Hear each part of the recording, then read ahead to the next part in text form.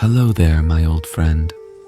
Tonight, we embark on a journey through the mist-shrouded hills of ancient Britain, where we will hear an ancient Welsh tale called the Spoils of Annwfn. On the surface, it's the tale of King Arthur's journey to the Otherworld. But the true meaning of the story has puzzled readers for 1,000 years. Before we head to the Otherworld, my dear listeners, I have a small favor to ask. When I started this channel a few months ago, I set myself the goal of having 1,000 subscribers by the end of the year. It'll be close, but I think we can do it. If you can spare a moment to hit the subscribe button, you will have my eternal gratitude.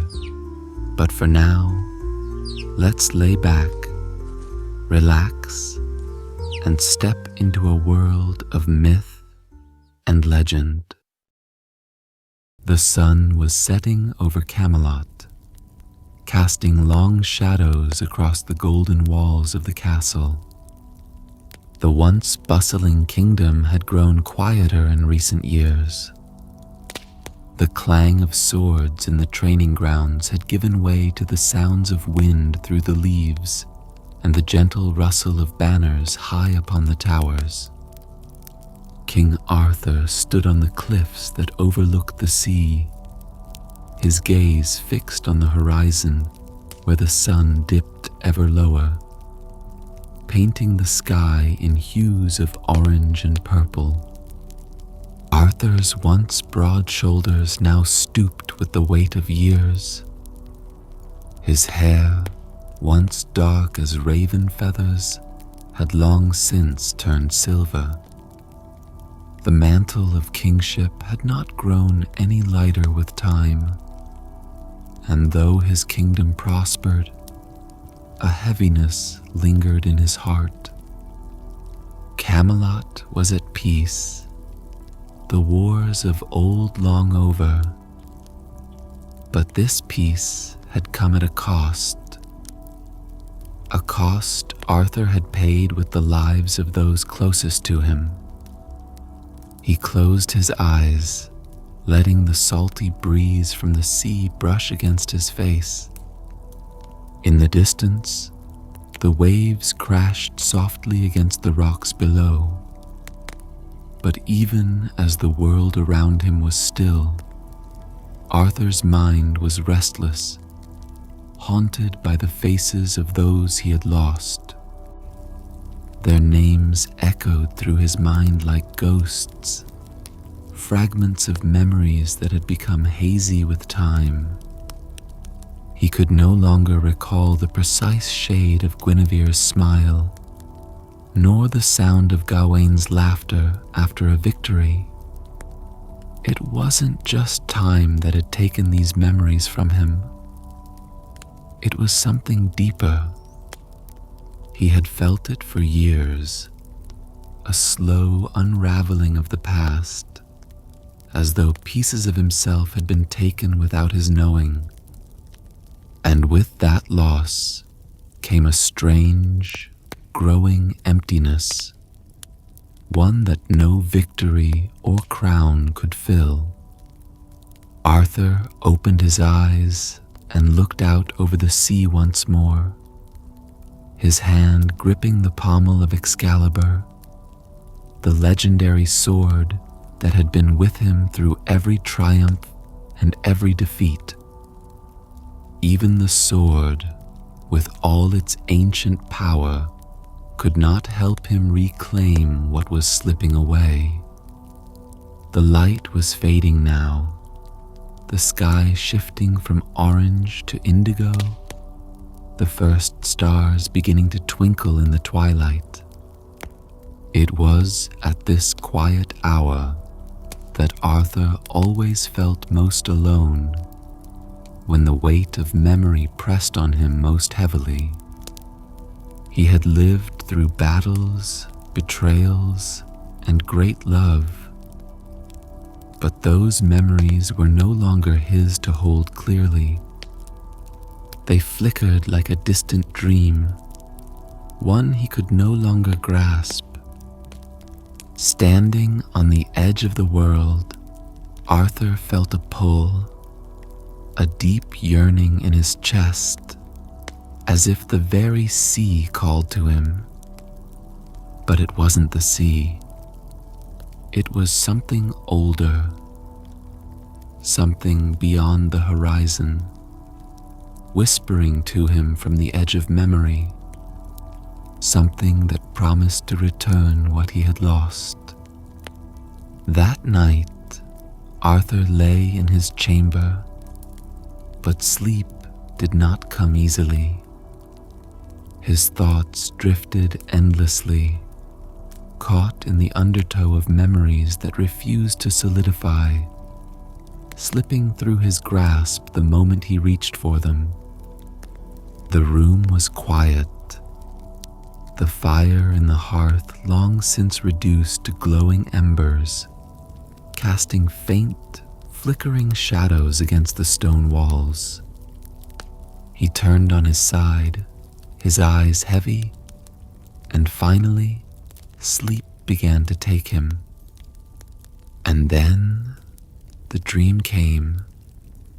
It began like many dreams he had before. A sense of falling, not into darkness, but into something deeper, something ancient and vast. He stood at the edge of a mist-shrouded lake. The water was as still as glass, reflecting the stars above, and though he could not see the other side, there was an unmistakable presence just beyond the mist. A faint light shimmered in the distance, not of this world, but something otherworldly, a soft, beckoning glow. Arthur felt a pull, stronger than anything he had ever known. It wasn't fear that filled him, but curiosity, an undeniable need to go to the light, to discover what lay beyond the veil of mist. As he took a step toward the water, the mist parted, revealing a figure standing on the opposite shore. The figure was cloaked in shadow, but the presence was unmistakable. There was a power in its stance, a timelessness in the way it seemed to blend into the surrounding mist.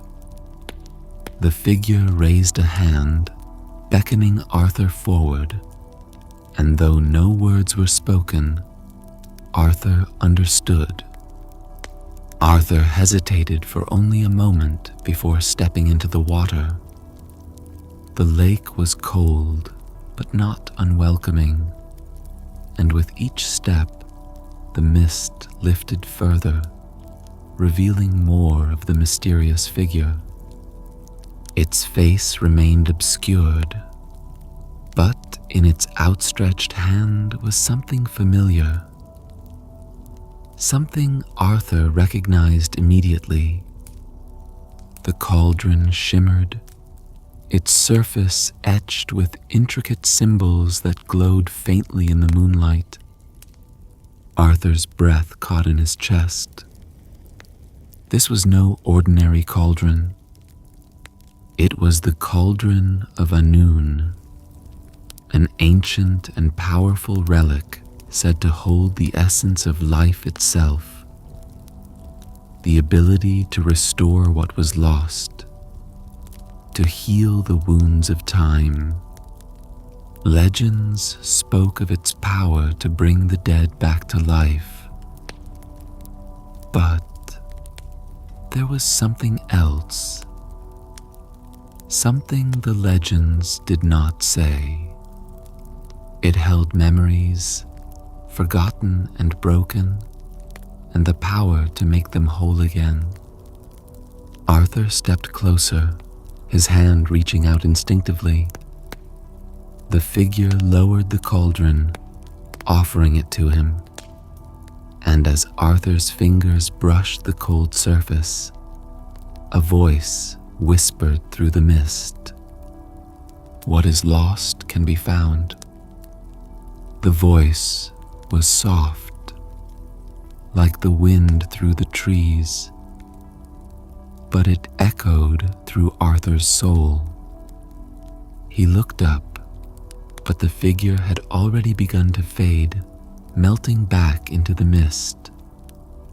The cauldron slipped from his grasp, and the dream began to dissolve. Arthur awoke with a start, his heart pounding in his chest. The room was dark, but the image of the cauldron remained burned into his mind. He knew what he had to do. The otherworld was calling him back. The dawn broke gently over Camelot, casting pale light through the windows of Arthur's chamber. He sat on the edge of his bed, the remnants of the dream still lingering in his mind. The cauldron, the figure cloaked in shadow, the whispers of something long forgotten. It all felt more real than any dream he had ever had. His heart was heavy with the knowledge that this was not merely a dream, but a summons. The otherworld was calling him once again. As he dressed and prepared for the day, a soft knock came at his door. Bedivere, ever vigilant, entered the room quietly. Arthur could see the concern in his old friend's eyes. "My lord," Bedivere began, his voice low, "a visitor has arrived. He is not of this world, I think." Arthur raised an eyebrow but said nothing. Bedivere's judgment had always been keen. The old knight continued. "He waits in the great hall, claiming he has a message for you. There is something strange about him, though. He seems more mist than man. The otherworld had indeed found him." Without a word, he nodded to Bedivere and left the chamber. The corridors of the castle were still quiet at this early hour, the guards standing watch in silence. As Arthur descended the grand staircase to the hall, he could feel a shift in the air. Something unearthly lingered in the shadows. When Arthur entered the great hall, he saw him. The visitor stood at the far end, his figure half shrouded in the dim light of the room. Cloaked in gray and silver, the man appeared both there and not there, as though his presence was woven into the very mist that had filled Arthur's dream. Arthur's voice rang out, steady despite the strangeness of the situation. His eyes narrowed as he studied the figure. The man lifted his head, though his face remained in shadow. "I am but a messenger," he said, his voice soft, yet carrying an odd weight. "I come from a place beyond the world, you know, a place you once walked long ago." There was no need to ask more. The visitor nodded slowly. "You have forgotten much, King Arthur. There are memories that once belonged to you, memories that lie beyond the veil, waiting to be reclaimed." Arthur took a step forward, his heart pounding with anticipation and dread. "The cauldron?" "Yes," the visitor replied, his voice like the rustle of distant leaves. The cauldron of Annwn holds the key to what you seek. It can restore that which has been lost, but only to those who are willing to pay the price. Arthur felt the weight of the words settle heavily upon him. He had always known there would be a cost, but he couldn't deny the pull of the otherworld, the promise of recovering the fragments of his past that had slipped through his grasp. The way is open to you once more, the figure continued. But tread carefully, for the path to Annwn is not as you remember. It is a place where time folds in on itself, where the past and present blur. Go only if you are prepared to face the truths that await. And with that, the figure began to fade, his form dissolving into mist. Arthur stood there, his fists clenched, knowing the choice had already been made in his heart. The journey to Annwn was inevitable. The day passed in a haze for Arthur, his thoughts consumed by the dream and the visitor's message. The weight of the decision lay heavily upon him. For years, he had ruled over Camelot with a calm, steady hand. But the dreams of Annwn had stirred something within him, a longing that had been buried beneath the duties of kingship. Now, that longing was no longer something he could ignore. He stood once more on the cliffs overlooking the sea, his cloak billowing in the breeze. The waves crashed far below, their endless rhythm almost hypnotic. Bedivere stood at his side, silent but watchful. The old knight had been with Arthur for many years, and though the two often shared their thoughts freely, there was a strange stillness between them now. Arthur knew that Bedivere could sense his internal struggle. "What are you thinking, my lord?"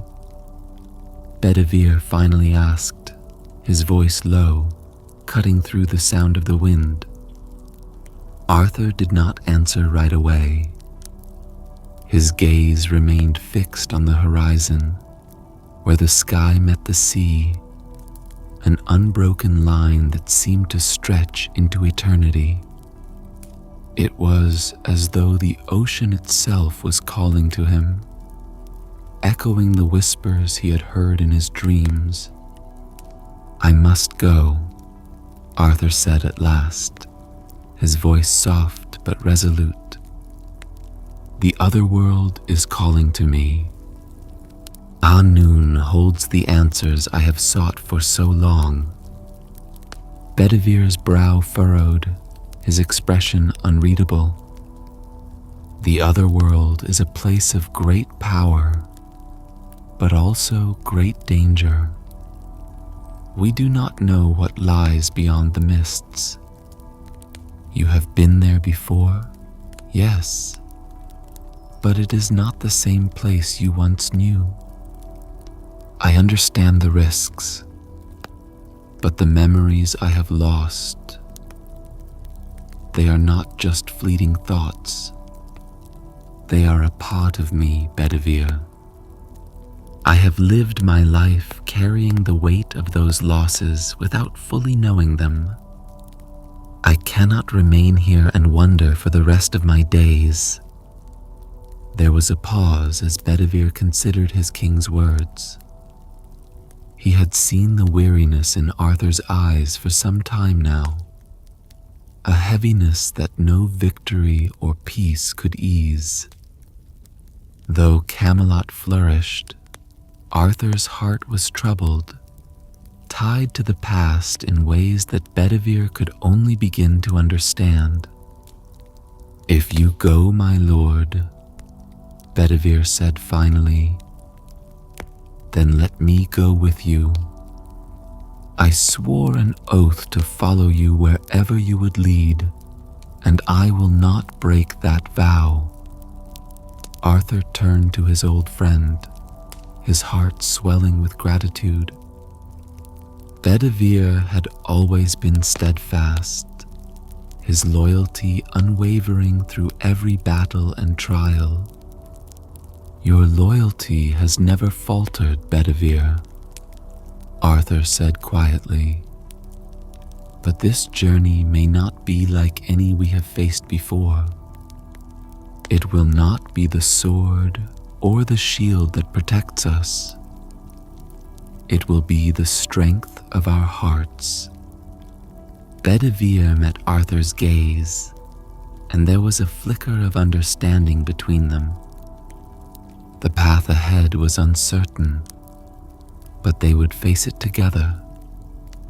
The preparations for the journey were swift and quiet. Arthur did not wish to cause alarm among the people of Camelot, nor did he want to draw unnecessary attention to the fact that their king was departing on such a mysterious and potentially dangerous voyage. Only a few of his most trusted knights were aware of his intentions, and Bedivere oversaw the arrangements with the utmost care. At the docks, a small, sleek vessel awaited them, its hull gleaming in the moonlight. The ship had been constructed for speed and stealth, its enchanted wood said to have come from the mystical forests of Albion. It was not a ship built for war, but for passage, through sea, through time, and perhaps through worlds. The harbor was quiet, save for the sound of the waves lapping against the pier. The moon hung low in the sky, casting its pale light over the water, giving everything an otherworldly glow. Arthur stood at the edge of the dock, his eyes tracing the horizon, where the mists of Annwfn waited for him beyond the known seas. "You're certain about this?" Bedivere asked as he approached, his voice careful but full of concern. Arthur nodded, turning his gaze toward his companion. "This journey feels inevitable, Bedivere. I have carried this emptiness inside me for too long, and now I have a chance to fill it." The knight's brow furrowed slightly. "And what if you don't find what you're looking for? The Otherworld is not known for giving freely. It takes as much as it gives." Arthur's lips curled into a faint smile. "But there are some things worth the risk." Bedivere glanced toward the ship, then back to his king. "Then let us hope that Annwfn is kind to us. I have no doubt the journey will test us both." Arthur placed a hand on Bedivere's shoulder, his expression resolute. "No matter what awaits us on the other side, we face it together, as we always have." With that, the two boarded the ship. The crew, made up of a few trusted sailors, cast off the lines, and the vessel began to glide out of the harbor, moving swiftly across the dark waters. Arthur stood at the bow, his eyes focused on the horizon, where the mists of Annwfn waited like a distant dream. The sea was calm, but there was a tension in the air, a sense that they were sailing not only into unknown waters, but into a place where time and memory could shift and unravel. Bedivere stood beside Arthur, ever watchful, as the shoreline of Camelot slowly faded from view. The further they sailed, the more the world around them began to change. At first, it was subtle, a shift in the color of the sky, a strange stillness to the air. But as night deepened, the horizon blurred, and the stars overhead seemed to multiply, filling the sky with a brightness that was almost unnatural. Arthur stood at the bow, his cloak whipping in the wind as he stared into the distance. The mists had begun to gather, swirling in the distance like a living thing, beckoning them forward. He could feel the pull of Annwfn growing stronger with every passing moment, a magnetic force that drew him deeper into the unknown. Beside him, Bedivere watched in silence, his expression unreadable. The loyal knight had seen many strange things in his years of service to Arthur, but this journey felt different, more perilous, more uncertain. It was not the threat of battle or war that weighed on them, but something more elusive. The very fabric of reality seemed to be shifting around them. "The air feels strange," Bedivere murmured, glancing around. "As if we're drifting between worlds. Annwfn is not like the world we know. It exists outside of time, outside of space. We must be ready for whatever it shows us." As they sailed further into the mist, the sea below them grew unnaturally calm, the waves no longer crashing against the hull. Instead, the water became as still as glass, reflecting the stars above with perfect clarity. It was as though they were sailing across the sky itself, suspended between the heavens and the earth. A soft glow appeared on the horizon, a faint light that pulsed rhythmically, like the beating of a heart. Arthur's grip tightened on the railing, his heart quickening. He knew what lay beyond that light. It was Annwfn, the realm of forgotten things, of memories lost to time, the place where the cauldron waited. The ship moved silently through the mist, guided by an unseen force.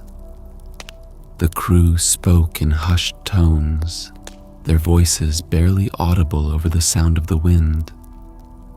Even Bedivere, usually so steadfast, seemed uneasy as they drifted further into the unknown. "We are close," Arthur said softly, his voice barely above a whisper. The mists thickened around them, swallowing the ship in a soft, ethereal fog. The world they had known, Camelot, the sea, the stars, began to fade from view, replaced by the strange, dreamlike landscape of Annwfn. Time itself seemed to stretch and warp, the moments blurring together as they sailed deeper into the heart of the otherworld. The ship glided silently through the mist, and for a time, there was nothing but the pale glow of the fog surrounding them. Arthur stood at the bow, his eyes fixed ahead, though there was little to see. It felt as though they were suspended in a world of shadows and light, with no clear boundary between the sea and the sky. The air had a strange quality, thicker, denser than it should have been, carrying the scent of something ancient and wild. Then, gradually, the mist began to thin, and a distant shore came into view. At first, it was nothing more than a silhouette against the hazy light of the otherworld. But, as the ship drew closer, the details emerged. The land was bathed in a perpetual twilight, a soft, silvery light that seemed to come from everywhere and nowhere at once. There was no sun, no moon, just an ethereal glow that hovered in the air like a dream. The shoreline was unlike any Arthur had ever seen. Silver sands stretched out before them, shimmering faintly as the waves lapped gently against the beach. Beyond the shore, a dense forest of trees rose up, their trunks as white as bone, and their leaves a strange metallic hue that shifted between silver and gold. The trees swayed slightly in a breeze that Arthur could not feel, their leaves making a soft, whispering sound as though they were speaking to one another. "This is it," Arthur whispered, more to himself than to anyone else. Bedivere stood at his side, his hand resting on the hilt of his sword as he surveyed the strange landscape. There was a stillness to this place that was unsettling. Not the quiet of peace, but the quiet of something holding its breath, waiting. He glanced at Arthur, his eyes dark with concern. Arthur nodded slowly, his gaze still fixed on the shore. Annwfn is not bound by the laws of our world. It exists beyond time, beyond reason. Here, anything is possible. As the ship came to rest on the silver sands, the crew quietly dropped anchor, their movements careful and deliberate. The men seemed to sense the strange energy of the place, their usual chatter replaced by silence. They, too, felt the weight of the otherworld pressing down upon them, a presence that seemed to watch them from the shadows. Arthur stepped onto the shore, the silver sand soft beneath his feet. The air here was cool and still, yet charged with something unseen, as though the very land held the memories of all who had walked it before. He felt a tingling at the back of his mind, a faint stirring of the visions that had plagued him, the faces of his lost friends, the moments he had forgotten, the pieces of himself that he could no longer grasp. Bedivere followed close behind, his sword still drawn, though there was no immediate threat. "Where do we go from here?" he asked quietly. Arthur turned his gaze toward the forest, where the trees whispered and shimmered under the twilight sky. "We follow the path," he said. "It will reveal itself in time."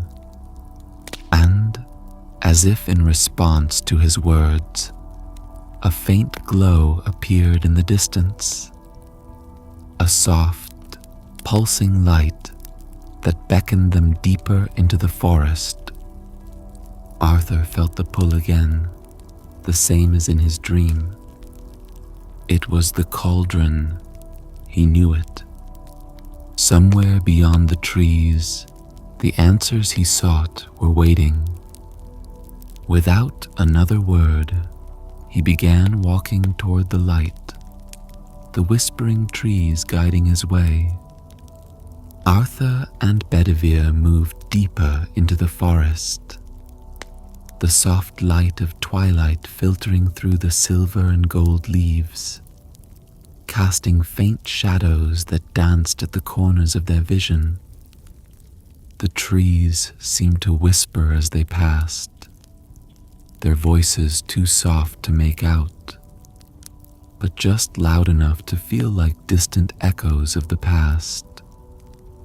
The air was thick with a strange, heady energy that made every step feel both familiar and alien, as though they had walked this path before in another time, in another life. Arthur felt the pull of something stronger with each passing moment. His heart beat faster, not from fear, but from anticipation. Annwfn was a place of lost things, forgotten memories, and mysteries buried deep within the soul. As he walked, flashes of his past began to drift into his mind, faint, fleeting, like wisps of fog that appeared only to vanish just as quickly. He saw the great halls of Camelot in its prime, the round table filled with laughter and the clink of goblets. Lancelot, his trusted friend, sat beside him, his smile broad and full of life. Guinevere, her beauty radiant, watched from across the room, her eyes filled with an affection that both warmed and wounded him. But these images were hazy, as though seen through a veil. Arthur tried to hold on to them, to remember them as they truly were. But the harder he tried, the more they slipped away, lost to the mist of time. "Do you see it?" Bedivere's voice broke through Arthur's thoughts. The knight was watching him carefully, his brow furrowed with concern. Arthur blinked, shaking off the visions. "The visions," Bedivere said quietly, his eyes scanning the trees. "I see them too. Ghosts of the past, I think. Annwfn is showing us what we've forgotten, or what we wish we could forget." As they walked, the visions grew stronger. Arthur saw battles long past, the clash of swords and the screams of men echoing through the trees. He saw his knights, valiant and brave, fall one by one in defense of Camelot, their faces twisted in the agony of their final moments. Gawain, struck down by the hand of an enemy he had once trusted. Percival, his eyes filled with regret as he succumbed to wounds that could not be healed. Arthur's breath quickened, and for a moment he stopped walking. The weight of these memories bore down on him, as real and heavy as if he were reliving them again. His hand instinctively moved to the hilt of Excalibur, his fingers tightening around the sword's grip as if it could ground him in the present. "These aren't real," Bedivere said, his voice steady but strained. Arthur swallowed hard and nodded, though the pain in his chest made it feel otherwise. "But they're so vivid." They continued forward, the light from ahead still guiding them deeper into the forest. But with every step, the visions became more intense, more personal. Arthur saw Guinevere again, this time in the quiet of their chambers, her face illuminated by the soft glow of candlelight. Her eyes held sorrow, the kind of sadness that spoke of things left unsaid, of betrayals that could never be undone. He felt her absence as a physical pain, as though the memory of her was being ripped from him even as it came into focus. And then, as quickly as it had appeared, the vision dissolved, leaving only emptiness in its wake. "I can't hold on to them," Arthur said softly, his voice barely above a whisper.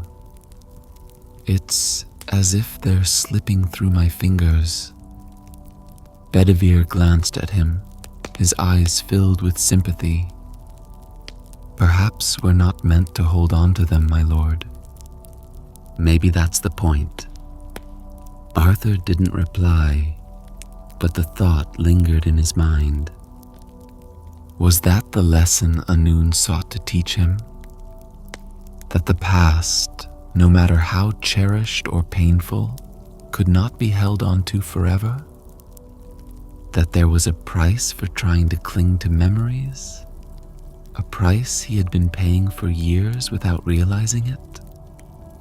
They walked in silence for a time, the visions continuing to flash before their eyes. But Arthur no longer reached for them. Instead, he let them pass, acknowledging their presence, but not trying to capture them. They were ghosts, shadows of what had been, and as Bedivere had said, nothing more. The light ahead grew brighter, drawing them closer to whatever awaited them deeper within the heart of Annwfn. The light ahead flickered like a distant star, guiding them deeper into the heart of Annwfn. But the forest around them grew stranger with every step. The trees seemed to move, though no wind stirred their silver and gold leaves. Shadows shifted and stretched across the ground, forming patterns that dissolved as quickly as they appeared. And then came the voices, soft at first, barely audible over the rustling of the leaves. But soon they grew clearer, more insistent.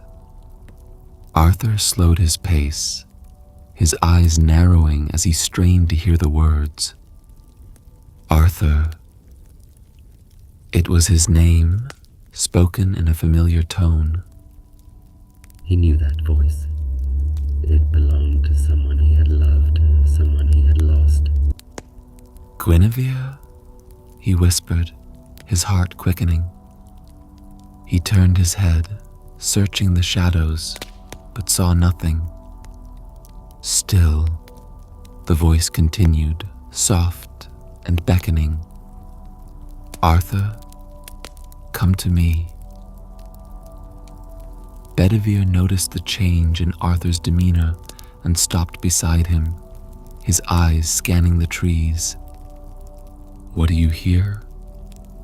Arthur shook his head, but the voice persisted, growing stronger, more desperate. "It's her," he said, his voice thick with emotion. "She's calling to me." Bedivere's eyes darkened with concern. "The forest is playing with your mind. You know it cannot be her." Arthur wanted to believe Bedivere, but the sound of Guinevere's voice was so real, so vivid. It was as though she were standing just beyond the trees, waiting for him.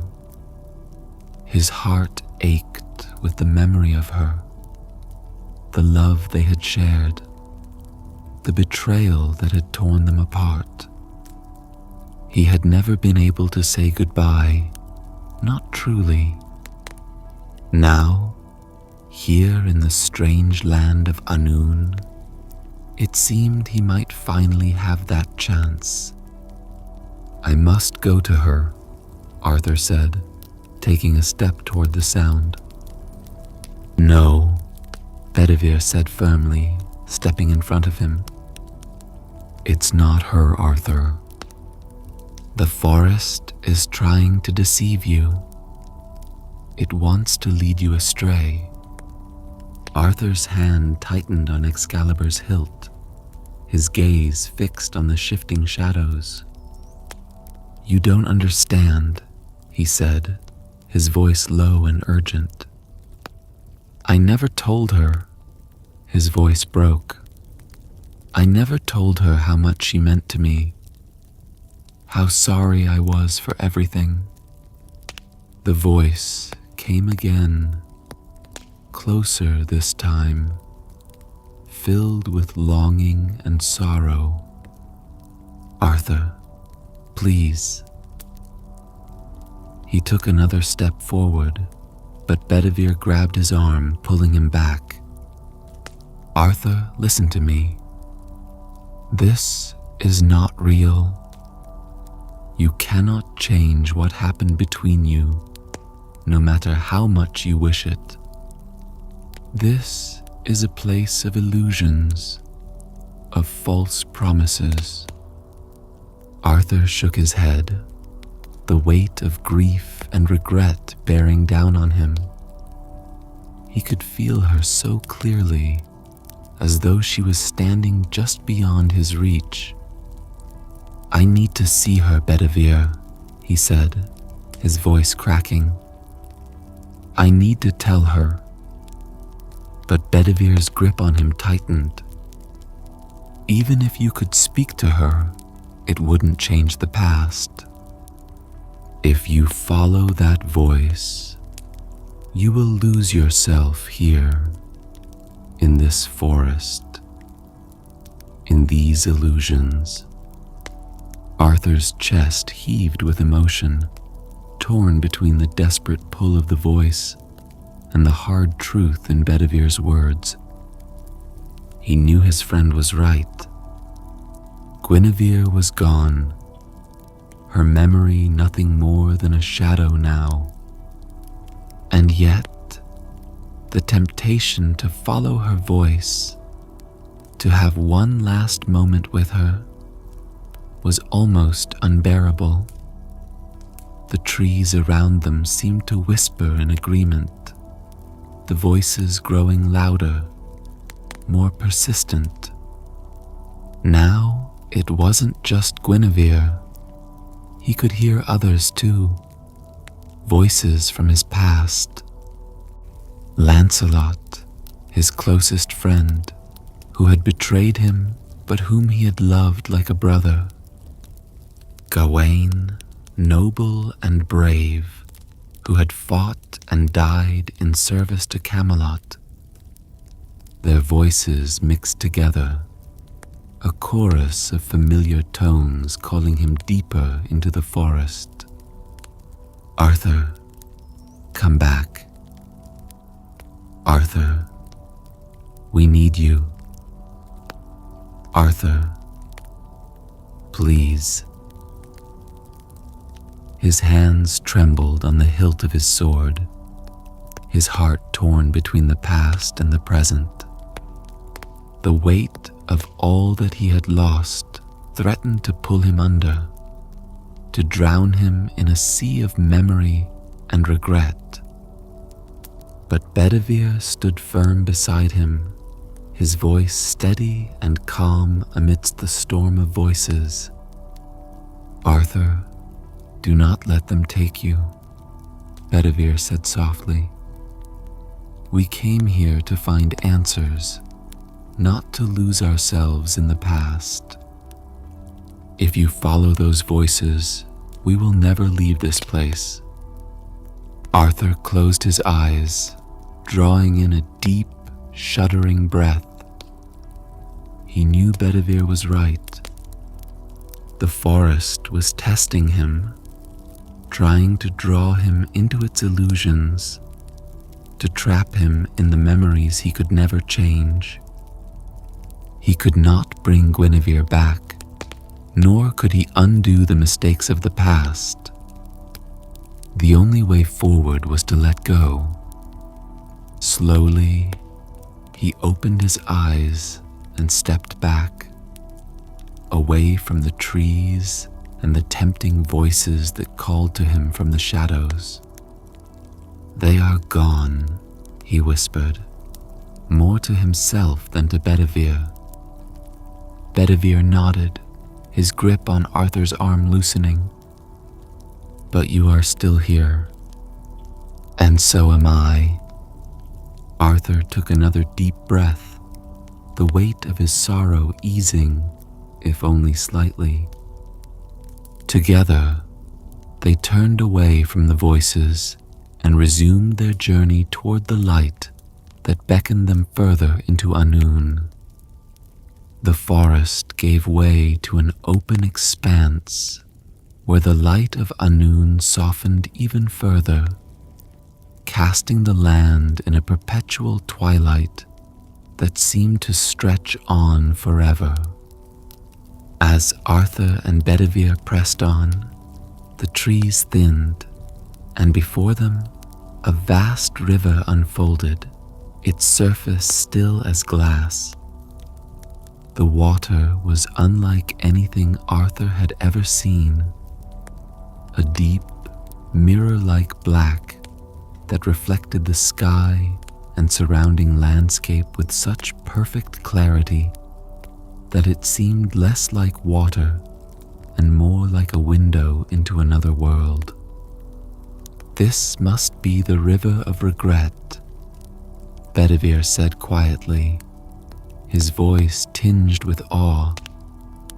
Arthur stepped closer to the riverbank, his gaze drawn to the water's surface. As he peered into its depths, the reflection rippled ever so slightly, and something shifted within the glassy surface. At first, he thought it was just the trees swaying above. But then, the reflections began to change. No longer a simple mirror of the present, but a portal into the past. He saw himself as a younger man, sitting beside Guinevere in the royal gardens of Camelot. They were laughing, her hand resting on his arm, their faces filled with joy in a rare moment of peace. But that moment quickly faded, replaced by another vision. One of Arthur standing alone at a battlefield, the bodies of his fallen knights scattered around him. The weight of grief and loss settled heavily on his shoulders as he clutched Excalibur, his heart aching with the weight of each life lost in his name. Arthur flinched, but the river did not stop. More visions emerged. His childhood, the early days of his reign, the betrayal of Lancelot, the ruin of his beloved Camelot. Each image brought with it a sharp sting of memory, each one a reminder of the moments that had shaped him, for better or worse. "They're showing us our regrets," Arthur murmured, his eyes wide as the river continued to play out scenes from his life. "Everything we have lost, everything we wish we could change." Bedivere remained silent, but Arthur knew that his loyal knight was seeing something of his own in the river's reflection. The water had the power to reach deep into the heart and soul, to unearth the moments that haunted a person most. Arthur's gaze drifted across the river's surface again, and this time he saw Guinevere, her final days in Camelot, the sadness in her eyes as they parted, never truly reconciled. He had never been able to give her the forgiveness she sought, nor had he asked for the forgiveness he needed. The pain of those unresolved moments settled in his chest like a heavy stone, threatening to pull him under. He took a step back, his hands trembling. "Arthur?" Bedivere's voice broke through the haze of memories. "We must be careful here." Arthur nodded, though the pull of the river was strong. It was showing him the things he had buried deep within himself, the memories he had tried to forget, but could never truly escape. But the river did more than show. Arthur could feel it now, the invitation lurking just beneath the surface. It was offering him something, though he wasn't yet sure what. Arthur stood at the edge of the river, its black surface shimmering faintly, casting back every painful memory it could conjure.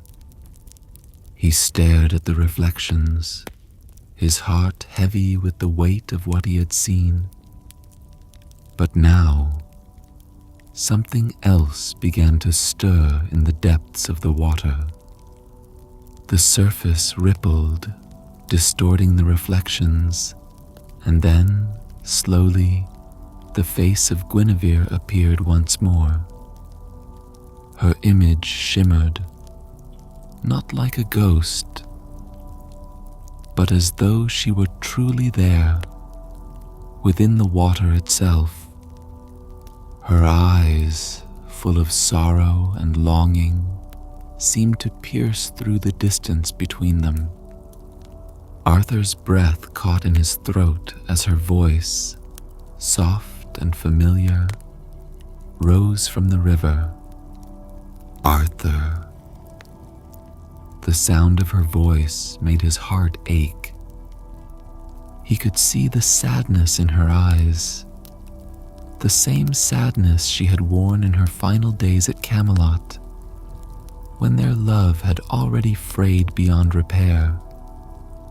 The sight of her now, so close and yet unreachable, stirred something deep within him, a longing to fix what had been broken, to undo the pain that had passed between them. "I never meant to hurt you," her voice whispered, the sound carried on the still air. "There are so many things I wish I could change, but we never had the chance to make things right, did we?" Arthur's hand instinctively reached out toward the water, as if by some miracle he could touch her once again, feel the warmth of her hand in his. He could almost believe that she was real, that she was waiting for him, just beneath the surface of the river. "You can," the voice continued, more insistent now. "You can have that chance, Arthur, to say what was left unsaid, to undo what was done." Arthur froze, his hand hovering just above the water. His heart raced as the offer became clear, the temptation seeping into his mind like a slow poison. The river was not just showing him the past, it was offering him a way back to it, a way to change everything. Bedivere's voice cut through the haze, his tone sharp with alarm. Arthur blinked, but the vision did not fade. He could still see Guinevere, her expression pleading, her voice full of regret. he could feel the river pulling him closer, offering him something he had craved for years: redemption, forgiveness, the chance to make things right. "It's offering me a way back," Arthur whispered, his voice trembling. "To fix what I could not before." Bedivere's eyes narrowed, his hand tightening on the hilt of his sword.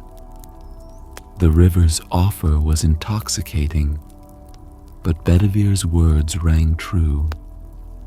Annwfn was not a place of simple gifts. Every promise carried a price, and Arthur had learned through hard experience that the past, once lost, could not be reclaimed without consequence. The water rippled again, Guinevere's face growing clearer, her voice softer, but more urgent. "Arthur, please, you can change it all." Arthur's hand trembled, the temptation pulling at him like a tide threatening to sweep him away. Arthur stood at the edge of the river, his hand still hovering above the water, his heart torn between longing and reason. Guinevere's voice continued to echo through his mind, so soft and familiar, pulling him into the depths of the river's promise. His whole life, he had carried the burden of his regrets, the things he hadn't said, the wounds left unhealed. And now, here was the chance to undo it all. But Bedivere's voice, firm and steady, cut through the fog of temptation once more. "My lord, think carefully. Whatever the river offers, it's not what it seems. Annwfn does not give without taking something in return." He knew Bedivere was right.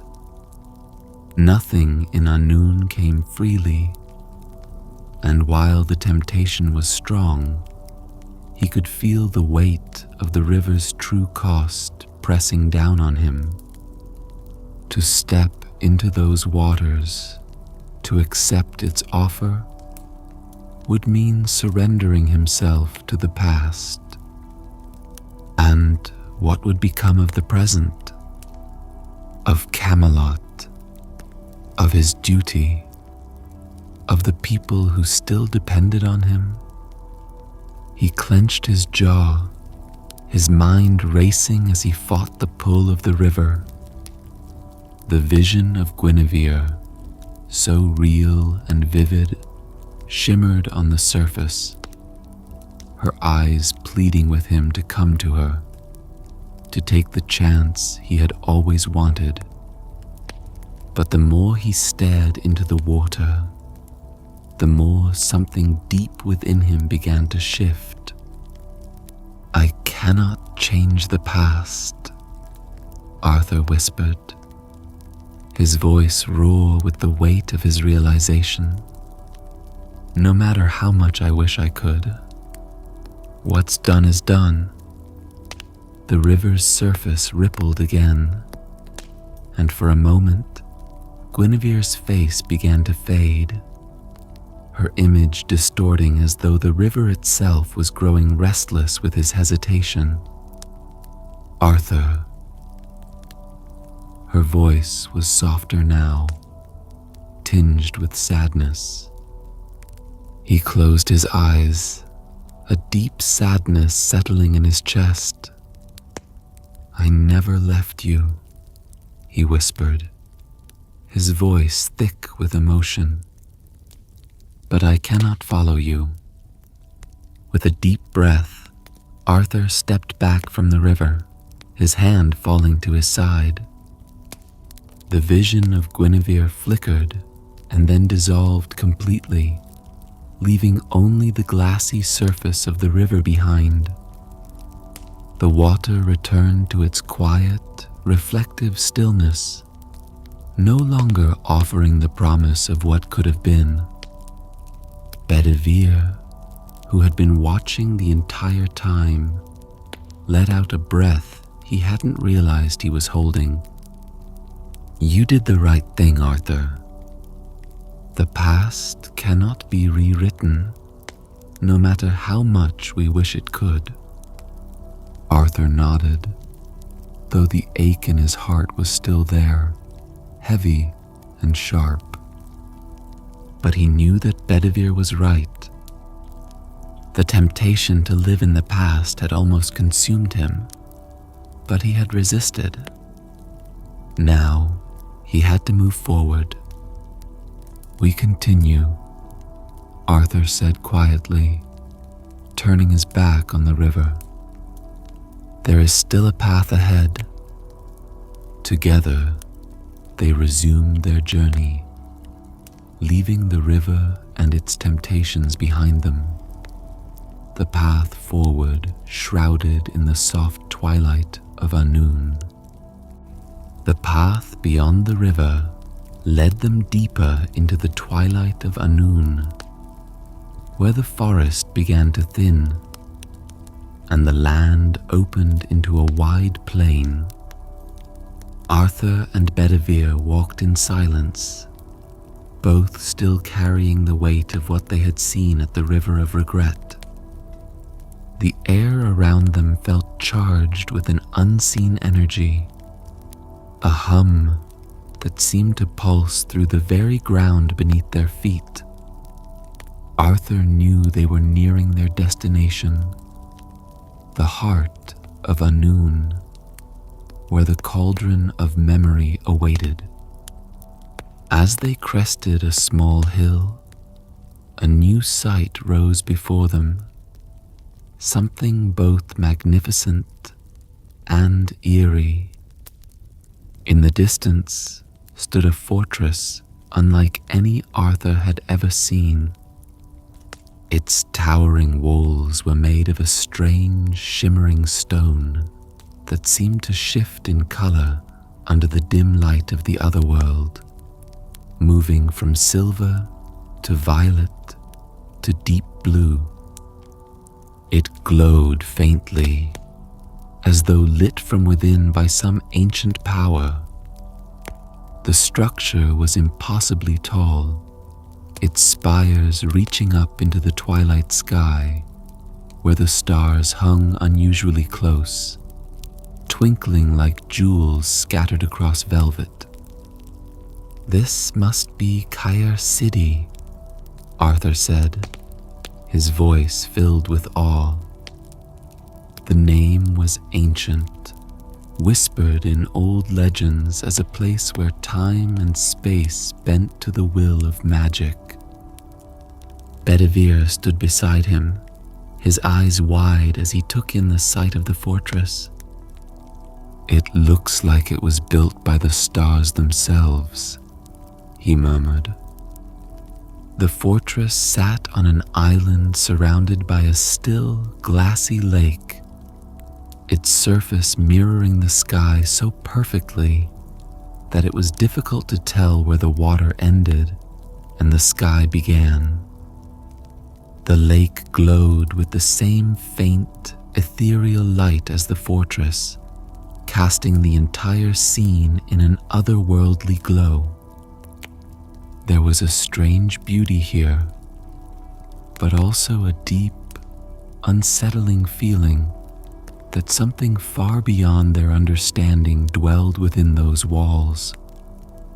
As they approached the lake's edge, a narrow bridge of stone appeared, leading across the water to the gates of Caer City.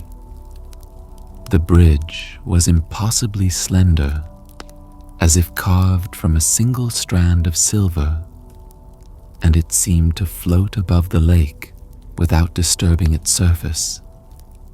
Arthur took a deep breath, feeling the weight of the moment settle over him. This was the heart of Annwfn. the place he had been drawn to for reasons that still eluded him. Here, beyond those towering gates, lay the cauldron of memory, the object that could restore what he had lost, the piece of himself that had been missing for so long. "This is it," Arthur said, his voice low.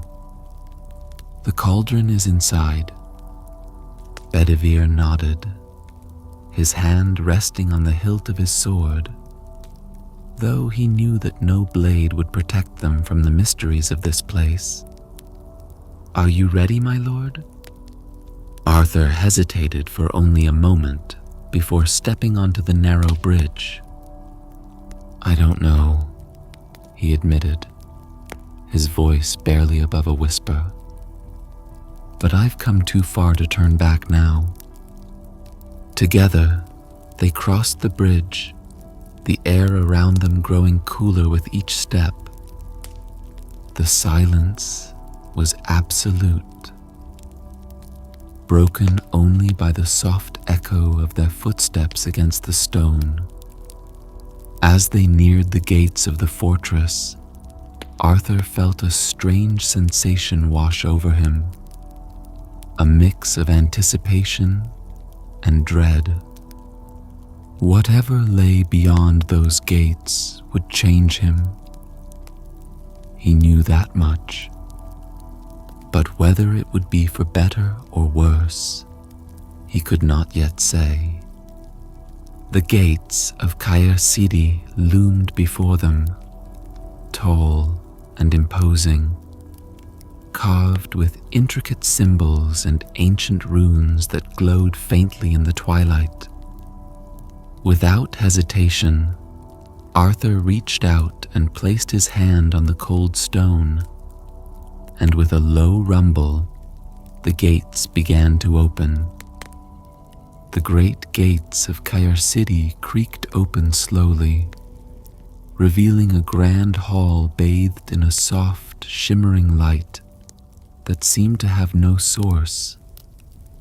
The stone walls glistened with veins of silver and gold, and at the far end of the hall stood a towering figure draped in a cloak of twilight, his face obscured by shadows that seemed to shift and ripple like mist. Arthur's heart quickened as he realized that this was no ordinary being. This was Annwfn, the mysterious lord of the Otherworld, the keeper of its deepest secrets. Arthur stepped forward cautiously, Bedivere at his side, his hand resting instinctively on the hilt of his sword. But there was no sense of immediate danger here. The air was thick with power, yes, but it was not hostile, at least not yet.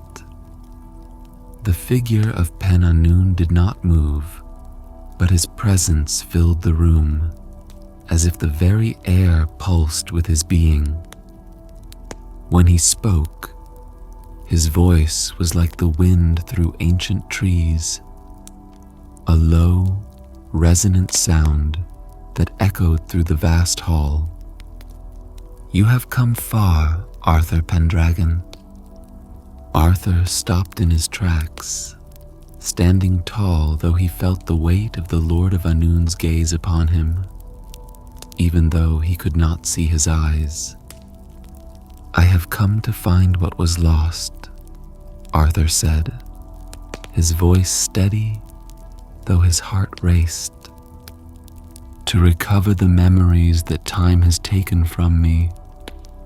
Annwfn tilted his head slightly, the shadows around his form swirling gently. "The memories you seek lie within the cauldron of memory," he said, his voice soft, but heavy with meaning. "But you already know that. I have come to claim them." The Lord of Annwfn was silent for a long moment as if considering Arthur's words. Then, slowly, he extended one long arm, pointing toward the far end of the hall. There, sitting upon a stone pedestal, was the cauldron of memory.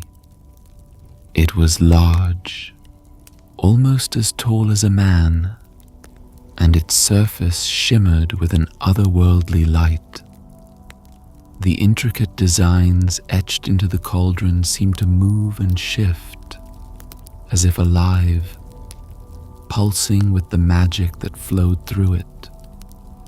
Arthur's breath caught in his throat as he stared at the cauldron. This was what he had come for, the object that could restore all that had been lost to him, the memories of his friends, his love, his past. It was all within his reach. But Annwfn's voice broke through his thoughts, cold and clear. "Do you understand what it is you seek, Arthur?" Arthur turned to face him, his brow furrowing. "I seek to recover what I have lost, the memories of those who have gone, the pieces of myself that time has taken from me." Annwfn took a slow step forward, the shadows around him shifting like a living thing. The cauldron does not simply give. It restores, yes, but at a cost. Are you prepared to pay that price? Arthur's heart pounded in his chest. He had known deep down that there would be a cost. Nothing in Annwfn came freely, but what price could be too great for the return of what had been taken from him? He had lost so much: Guinevere, Lancelot, his knights, his kingdom's glory. He needed to feel whole again. "What is the price?" Arthur asked, his voice quieter now, though firm. Annwfn's gaze never wavered. "To recover what was lost is to bind yourself to it. The cauldron restores memory, but it also binds the soul to the past. The more you reclaim, the more you will live in those memories, unable to move forward. Your body may remain in the present, but your spirit will forever be tethered to what was, unable to walk the path that lies ahead." Arthur stared at the cauldron, the shimmering surface reflecting his own face back at him.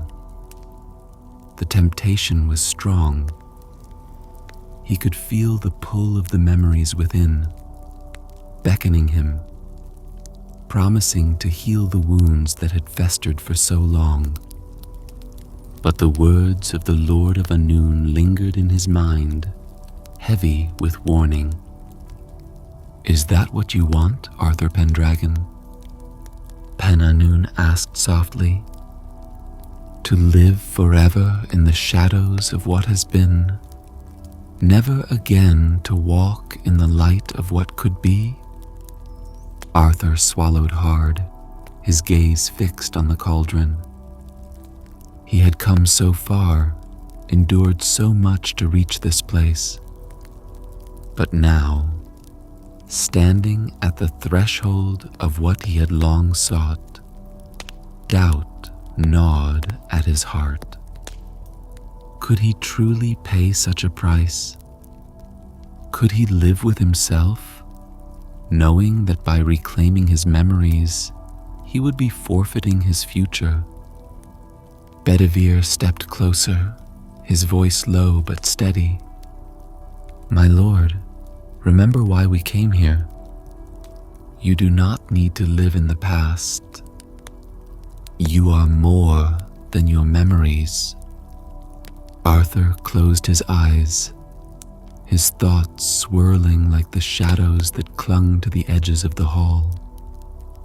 The pull of the cauldron was strong, but so was the weight of the choice before him. Arthur stood motionless, staring at the cauldron of memory, his heart heavy with the weight of the decision before him. The shimmering surface of the cauldron seemed to pulse, almost as if it were alive, calling to him, promising to return everything he had lost. He could see glimpses of his past reflected in its glow. His nights, his victories, his failures, the faces of those he had loved and lost. It was all there, waiting for him, just out of reach. For so long, he had felt incomplete, as if pieces of himself had been scattered through time, slowly fading away. But now, the cauldron offered him a way to reclaim it all. The thought was intoxicating, and he could feel the pull of it in every fiber of his being. But Annwfn's words echoed in his mind, a reminder that there was a price for what the cauldron offered. To regain those memories, to relive the moments he had cherished, would mean tethering himself to the past forever. He would be bound to those memories, unable to move forward, forever lost in the shadows of what had been. Arthur closed his eyes, his thoughts swirling like a storm. The temptation was so strong, stronger than any battle he had ever fought. He could feel the pull of the past, the need to make things right, to relive the moments that had slipped through his fingers, to see Guinevere again, to stand beside Lancelot, to relive the glory days of Camelot before it all fell apart. But Bedivere's voice, calm and steady, broke through the storm in his mind. "My lord," Bedivere said quietly, "you are more than your past. You are more than the memories you've lost." Arthur opened his eyes, turning to face his loyal friend. Bedivere's expression was filled with quiet strength, his eyes steady. "What you've built, what you've done, none of it is lost.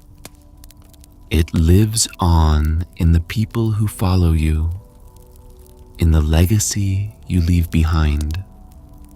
You do not need the cauldron to know who you are." Arthur swallowed hard, his chest tight with emotion. The past, with all its beauty and pain, had shaped him, but it did not define him. He had come to Annwfn seeking closure, seeking to fill the void that had grown inside him over the years. But perhaps the real answer was not in reclaiming what was lost, but in accepting that some things were meant to remain in the past. He turned back to the cauldron, the shimmering surface still calling to him, but the pull was weaker now. His heart no longer raced with the desperate need to relive those moments. Instead, he felt something different, a sense of peace, of release. Arthur took a step forward, but not toward the cauldron. He stood before Annwfn, the shadowed figure watching him with an expression that was impossible to read. "I cannot take back what has been lost," Arthur said quietly, his voice firm but gentle. I have mourned those who are gone, and I will carry their memory with me always. But I will not bind myself to the past. I will walk forward.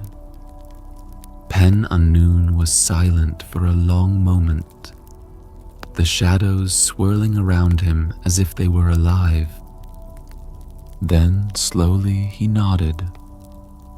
You have chosen wisely, Arthur Pendragon. The past is a powerful thing, but it is not where your path lies. Your journey is not over. Arthur let out a breath he hadn't realized he was holding, a deep sense of relief washing over him. The temptation of the cauldron, so strong only moments ago, had faded, leaving him with clarity he hadn't felt in years. He had come to Annwfn seeking answers, but what he had found was far more valuable: acceptance and the strength to move forward. Bedivere stepped forward, his hand resting on Arthur's shoulder in silent support. You made the right choice, my lord. Arthur nodded, feeling the weight of his decision settle over him, but in a way that no longer felt burdensome. It was a weight he could carry, one that would guide him forward rather than hold him back. The cauldron will remain, Annwfn said, his voice softer now, as though the very air around them had lightened. It is not for you, but for those who need it. You have proven that you do not. Arthur bowed his head in gratitude, and as he did, the shimmering light of the cauldron seemed to fade, growing dimmer until it was nothing more than a faint glow in the distance. The hall of Caer City grew quieter, and the power that had once pulsed through the walls softened, as if the fortress itself acknowledged Arthur's choice. Together, Arthur and Bedivere turned and began their walk back toward the gates, the path ahead of them still shrouded in the twilight of Annwfn. But now, Arthur walked with a sense of peace he hadn't known in years. The twilight of Annwfn deepened as Arthur and Bedivere crossed the narrow bridge back over the lake, leaving Caer City behind. But even as they moved away from the fortress, Arthur could feel the weight of his choice lingering in the air around them.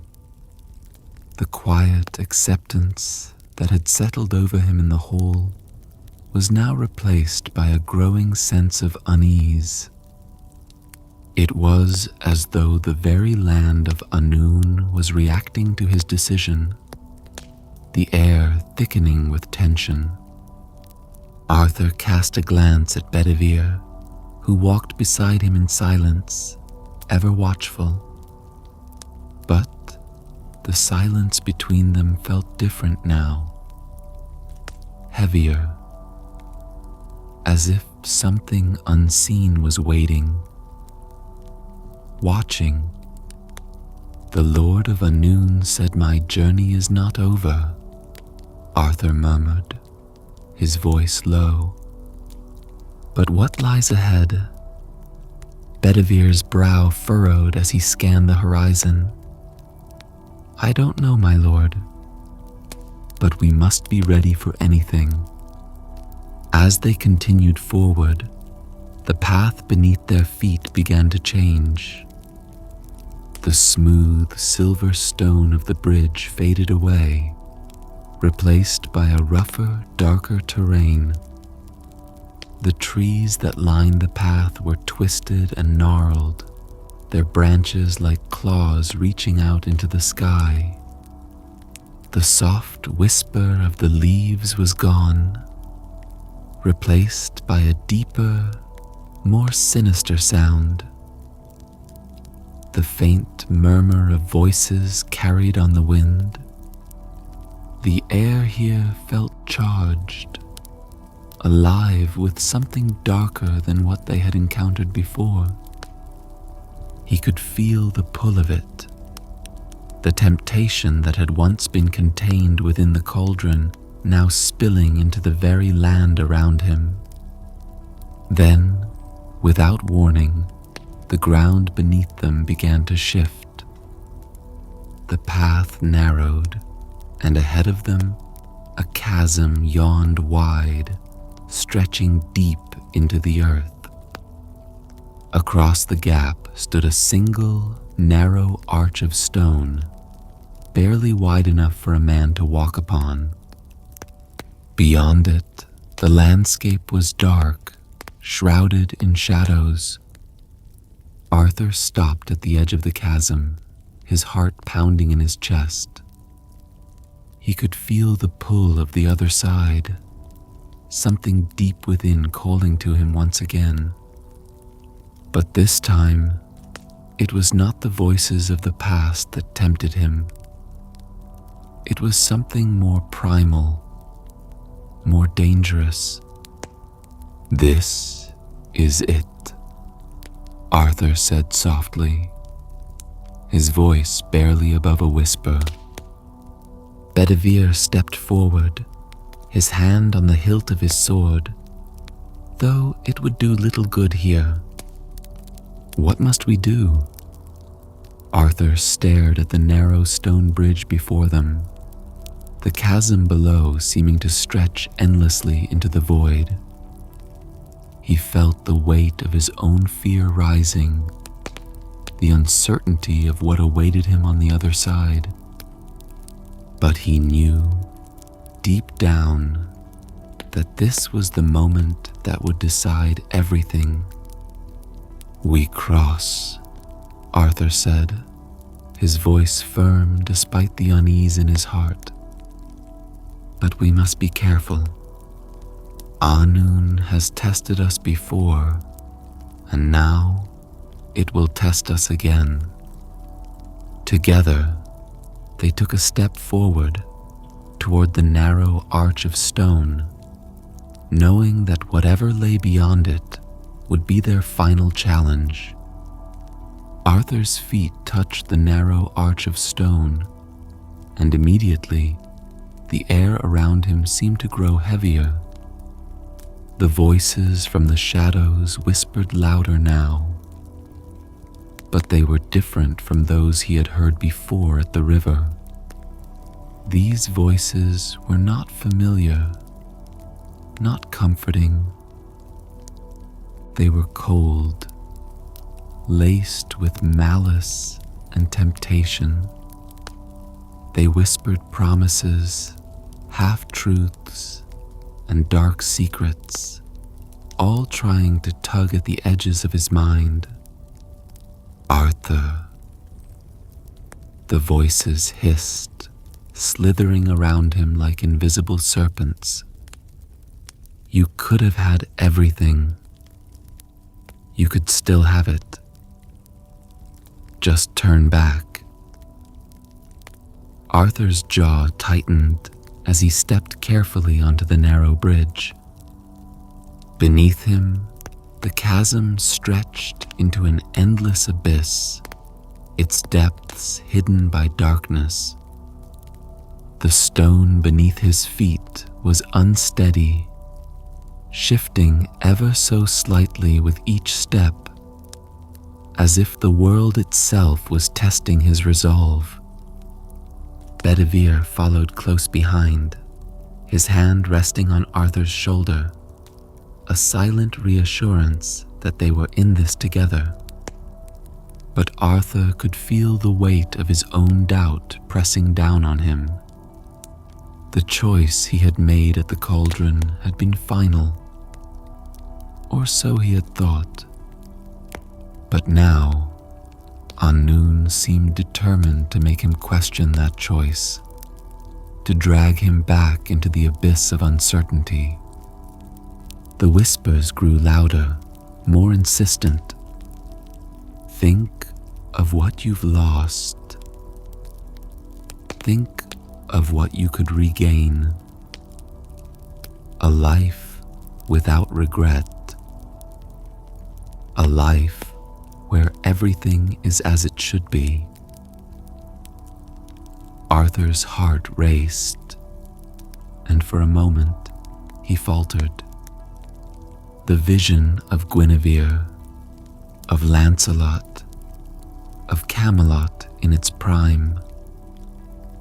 Those images flashed before his eyes again, so vivid, so real.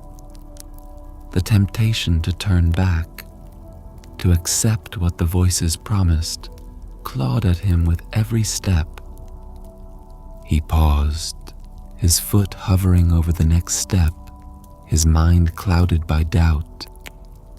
What if he had been wrong? What if the cauldron had been the only way to find peace? What if everything he had lost could be restored? Arthur, Bedivere's voice was firm, cutting through the storm in Arthur's mind. Do not listen to them. You have already made your choice. Arthur turned slightly, meeting Bedivere's steady gaze. The knight's eyes were filled with unwavering loyalty, but also a deep understanding of the inner turmoil Arthur faced. Bedivere had seen him through every battle, every hardship, and now he was seeing him through this, the battle against his own heart. You are not defined by the past, Bedivere said, his voice steady. The memories you seek are already within you. The cauldron would not have given you anything more than what you already carry in your heart. Arthur took a deep breath, forcing the whispers to the back of his mind. He had already made his decision, and no matter how tempting the past might seem, he could not go back. The past was a shadow, and shadows could not be reclaimed. With renewed resolve, Arthur stepped forward, the stone beneath him solidifying as his will strengthened. The voices still whispered, but they were quieter now, fading into the background as he and Bedivere moved across the bridge, toward the final challenge that awaited them on the other side. Arthur and Bedivere reached the other side of the stone bridge, the chasm now behind them, its haunting whispers fading into the distance. But the silence that followed was not a reprieve. It was heavy, tense, as though the very air held its breath in anticipation. Before them stood a towering archway made of black stone, carved with ancient runes that glowed faintly in the twilight of Annwfn. Beyond it, only shadows stretched, and though Arthur could not see what awaited them, he knew they were close to the final test. Arthur stepped forward, his body tense, but his mind focused.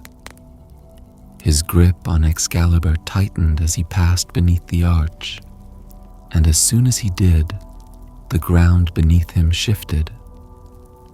The world around him blurred, and for a moment he felt as though he were falling, not into darkness, but into something deeper, more profound.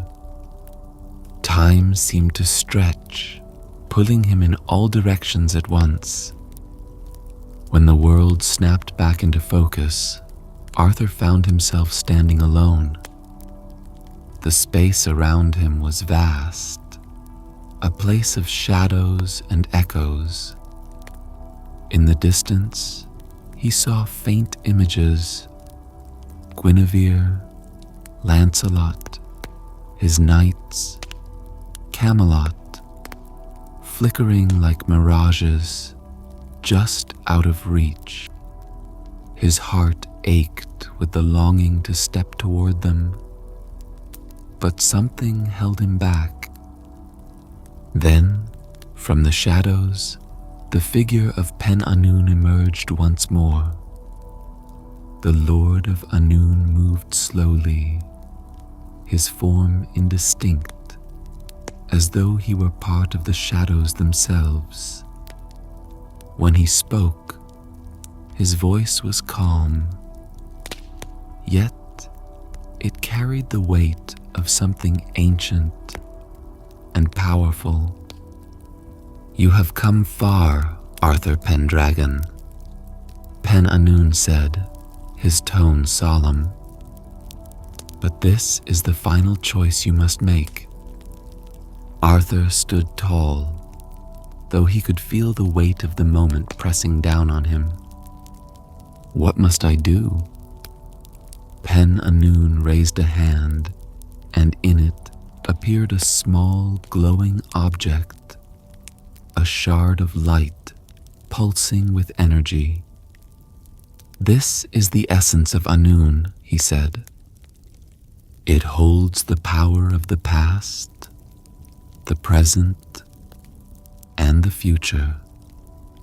If you take it, you will be granted the ability to change your fate, to rewrite the story of your life. The power to change fate, the very thing he had sought in his darkest moments. He could fix everything that had gone wrong. He could save Camelot, save his friends, save himself from the regrets that haunted him. But Annwfn's gaze was unwavering. "There is a price, Arthur. To take this power, you must surrender your future. You will not live beyond the moment you change. Your story will end." Arthur's breath caught in his throat. The weight of the choice settled over him. He could save everything he had lost, but in doing so, he would sacrifice his life, his future. For a long moment, Arthur stood frozen, torn between the temptation of changing the past and the reality of what it would cost him. He could feel the pull of the power in Annwfn's hand, but he could also feel the quiet strength of his own resolve. Finally, Arthur shook his head. "No," he said softly. "The past is what it is. I will not trade my future for it." Annwfn nodded, his form shifting in the shadows. "You have chosen wisely." The twilight of Annwfn began to soften as Arthur and Bedivere retraced their steps through the mysterious land. The echoes of the final test, the confrontation with Annwfn, lingered in Arthur's mind. But with each step, the burden on his shoulders lightened. He had faced the deepest temptations of his heart and emerged not unscathed, but at peace. The whispers of the past no longer haunted him in the same way. The path led them back to the shores of the lake that surrounded Caercidi. The glassy water reflected the sky as though it were a second world, perfect and unbroken. Arthur paused at the water's edge, taking a deep breath as the ship they had arrived in appeared out of the mist, gliding toward them like a phantom vessel. The enchanted wood of its hull gleamed in the twilight, and the silence that enveloped them felt different now, no longer filled with the tension of the unknown, but with the quiet serenity of a journey nearing its end. Bedivere stood beside Arthur, watching the ships approach. "The way home," he said quietly. Arthur nodded, though part of him felt the weight of all that had transpired. He had come to Annwfn seeking the past, but what he had found was something far greater. He had found acceptance, not only of what he had lost, but of what lay ahead. As the ship docked, they climbed aboard in silence. The crew, solemn and respectful, did not speak as they set sail. The ship moved swiftly through the water, gliding across the lake with a grace that seemed almost unnatural.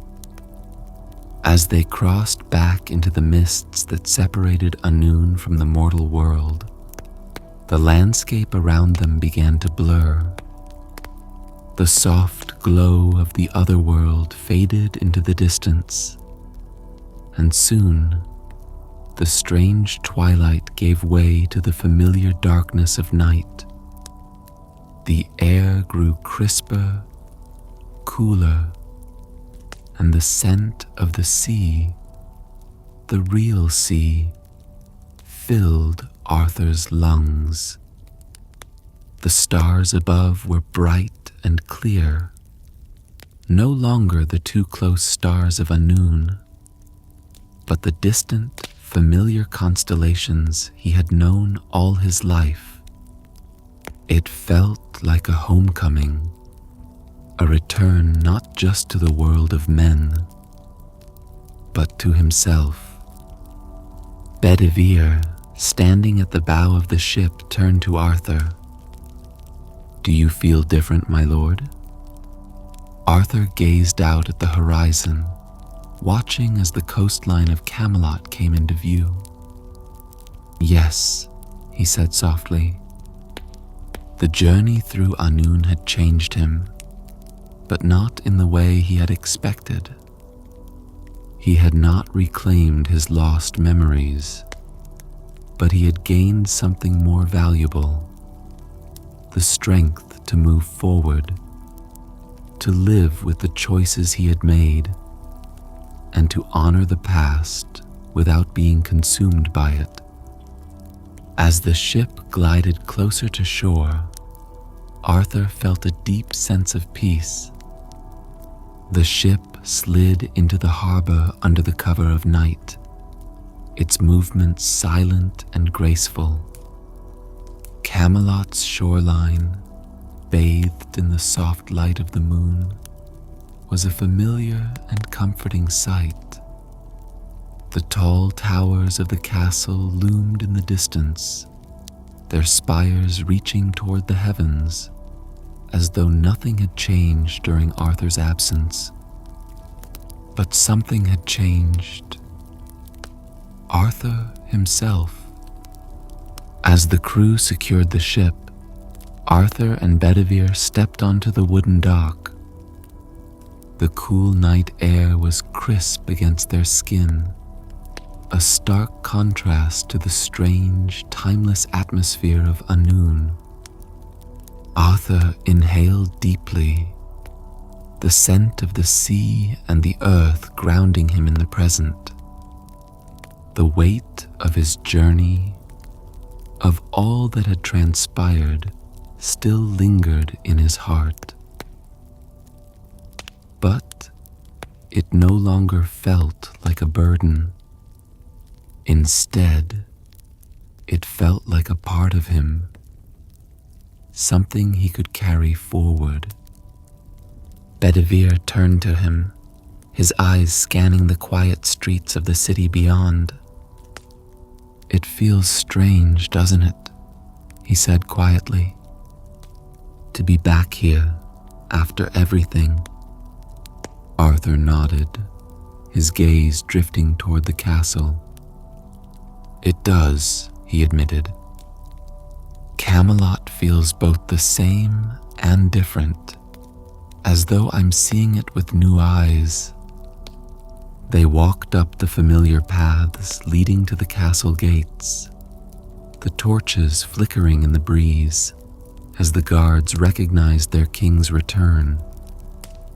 There were no grand fanfares, no elaborate welcomes, just the quiet acknowledgement of their return.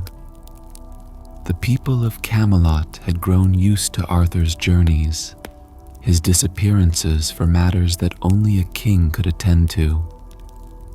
But this time, Arthur knew. He had come back not just from a journey of duty, but from a journey of self. Inside the castle, the halls were quiet, save for the soft footsteps of the few servants who remained awake at this late hour. Arthur and Bedivere walked through the familiar corridors, the echoes of their footsteps a reminder of all the years that had passed within these walls. Arthur felt a sense of nostalgia, but it was different now. He was no longer haunted by the memories that once clung to every corner of the castle. As they reached the main hall, Arthur paused, gazing up at the round table, its gleaming surface illuminated by the moonlight streaming in through the windows. The table, once filled with the voices of his knights, now sat in silence. Yet, for the first time in years, the silence didn't feel oppressive. It felt peaceful, like the quiet of a memory that had been laid to rest. "This place has seen so much," Bedivere said, his voice soft. "But it still stands, my lord." "And so do you." Arthur smiled faintly, his hand resting on the back of one of the chairs. "And so do I." He turned away from the table, his heart lighter than it had been in years. The journey to Annwfn had tested him in ways he hadn't expected, but he had returned stronger, more at peace with the man he had become. Camelot was still his, and it always would be. That is the end of our story. For those of you who are still awake, I hope you have enjoyed my story, and I wish you a blessed night. For those of you who have fallen asleep, I will continue to play gentle music to prevent an auto-played video from waking you up.